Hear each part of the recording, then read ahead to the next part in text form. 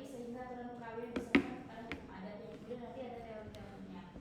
Nah, lalu pada tahun 1919 yang Vernon Fraser ini digantikan dengan Indices Staatregeling yang merupakan UUD Hindia Belanda yang baru dan menganut asas hukum adat. Nah, kemudian pada Juli 1937 pemerintah Hindia Belanda mengedarkan rancangan ordonansi perkawinan tercatat yang isinya antara lain menganut prinsip monogami dan tidak boleh menjatuhkan talak di luar pengadilan. Nah, rancangan ini mendapat respon negatif dari kelompok muslim sehingga rancangan ini akhirnya dicabut kembali. Nah, lalu masuk ke awal kemerdekaan.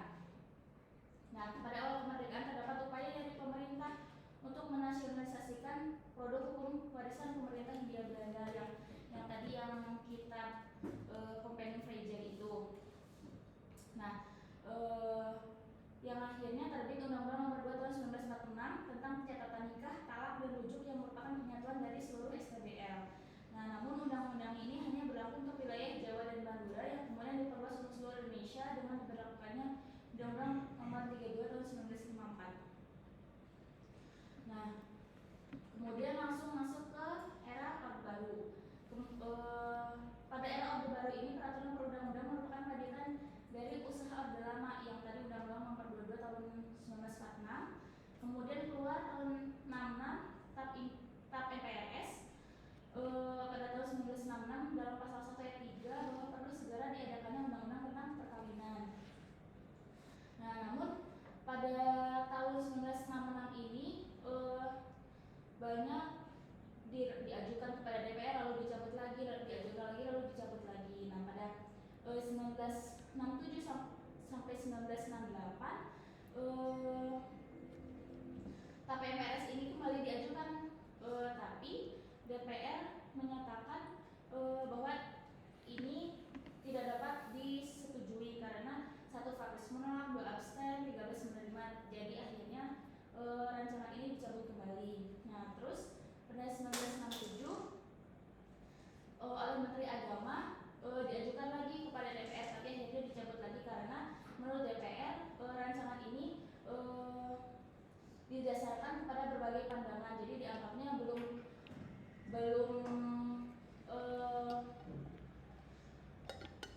pantas untuk dijadikan undang-undang gitu. Nah, terus di samping DPR menolak terus-menerus untuk adanya rancangan undang-undang tentang perkawinan, di sisi lain organisasi masyarakat terus mendesak untuk adanya undang-undang mengenai perkawinan, sehingga pemerintah menyiapkan rancangan undang-undang tanggal 1973 yang terdiri dari 15 bab dan 73 pasal. Nah, rancangan undang-undang ini bertujuan untuk memberikan kepastian hukum dalam perihal perkawinan karena sebelum adanya undang-undang perkawinan, suatu perkawinan hanya bersifat judgment law. Terus yang selanjutnya bertujuan untuk melindungi hak dan kewajiban wanita dan menciptakan undang-undang yang sesuai dengan tuntutan zaman. Nah, baru tahun 74 undang-undang ini akhirnya diresmikan dengan 14 bab dan 67 pasal. Jadi 1 bab dihilangkan. Nah, lanjut masuk ke teori politik hukum keluarga di Indonesia. Di sini sebenarnya ada 5, cuma ada 1 teori yang mungkin nanti saya akan gabungkan ke teori yang keempat. Teori yang pertama itu teori credo atau biasa disebut dengan teori syahadat bagi umat Islam. Nah, teori syahadat ini merupakan teori yang mengharuskan pelaksanaan hukum Islam oleh mereka yang telah mengucapkan 2 kalimat syahadat sebagai konsekuensi logis dari pengucapan credonya. Sebenarnya teori credo ini merupakan teori filsafat hukum Islam. Jadi teori utuh filsafat hukum Islam yaitu teori credo. Nah, teori credo ini saya dapatkan dari bukunya Prof. Dihaya bahwa teori ini merupakan syahadat dan memang seorang muslim ini kalau memang masuk Islam ya harus memegang teguh kepada teori credo ini. Nah, teori ini sama dengan teori yang diusung oleh H.A.R. Gibb yang menyatakan bahwa orang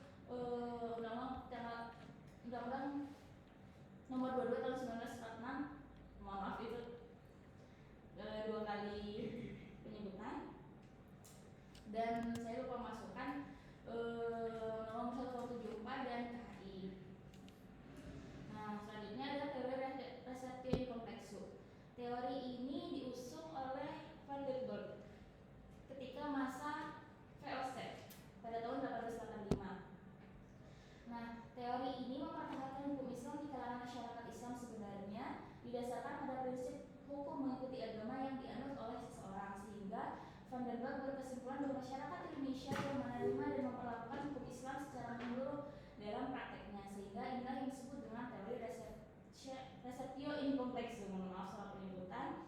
Jadi teori receptio in complexo ini dianggap oleh Van der Waals karena masyarakat Indonesia ini banyaknya adalah penganut agama Islam, maka teori ini cocok untuk orang-orang di Indonesia pada saat itu.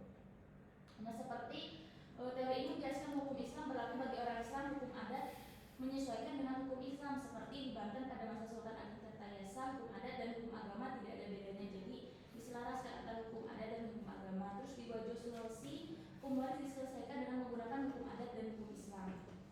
Nah, lanjut ke teori reseptie yang diusung oleh Srapuponje dan Cornelis. Nah, pada teori ini kebalikannya dari teori receptio in complexo yang menyatakan bahwa hukum yang berlaku bagi orang Islam adalah hukum adat mereka masing-masing. Jadi hukum Islam ini di teori receptio ini tidak digunakan bukan tidak digunakan sama sekali, tapi lebih dikesampingkan oleh Srapuponje.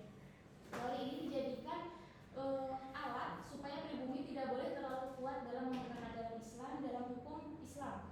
Jika pribumi berpegang teguh terhadap ajaran dan hukum Islam, dikhawatirkan mereka akan menerima dan dipengaruhi dengan mudah oleh budaya Barat. Tapi ternyata maksud terselubungnya dari Srapuponje menyertakan teori receptio ini karena pada saat kolonial Belanda ini dihadapkan dengan 3 konsep hukum, yaitu hukum Islam, hukum Barat, dan hukum adat. Sehingga kalau Srapuponje menggunakan hukum Barat, maka banyak orang-orang Muslim di Indonesia yang akan menentangnya. Nah, tapi Srapuponje tidak menginginkan hukum Islam ada di Indonesia dan dijadikan sebagai pedoman bagi masyarakat Indonesia, sehingga menggunakan hukum adat yang menjadi jalan aman untuk pemerintah kolonial Belanda pada saat itu. Nah, lanjut. Nah, ke teori yang terakhir, yaitu teori receptio a contrario. Sebenarnya teori ini merupakan turunan dari teori receptio exit. Nah, tapi saya akan lebih membahasnya ke contrarionya yang diusung oleh muridnya, yaitu Sayyidi Tholib. Nah, teori ini menurut saya balik lagi sama seperti teori yang kedua receptio in complexo, cara berpikirnya gitu. Karena teori receptio a contrario ini menyatakan bahwa hukum adat berlaku bagi orang Islam apabila hukum adat tersebut tidak bertentangan dengan ajaran hukum Islam. Jadi hukum Islam ini lebih diutamakan daripada hukum adat. Kalau tadi yang teori receptio ini kebalikannya, nah teori receptio a contrario ini akhirnya dibalikan lagi bahwa hukum Islam ini harus tetap tegak meskipun ada hukum adat. Tapi kalaupun hukum adat boleh ditegakkan, tidak boleh bertentangan dengan hukum Islam. Beberapa pemikiran pokok dari teori ini adalah bagi orang Islam berlaku hukum Islam, pemberlakuan hukum Islam sebagaimana dimaksud dengan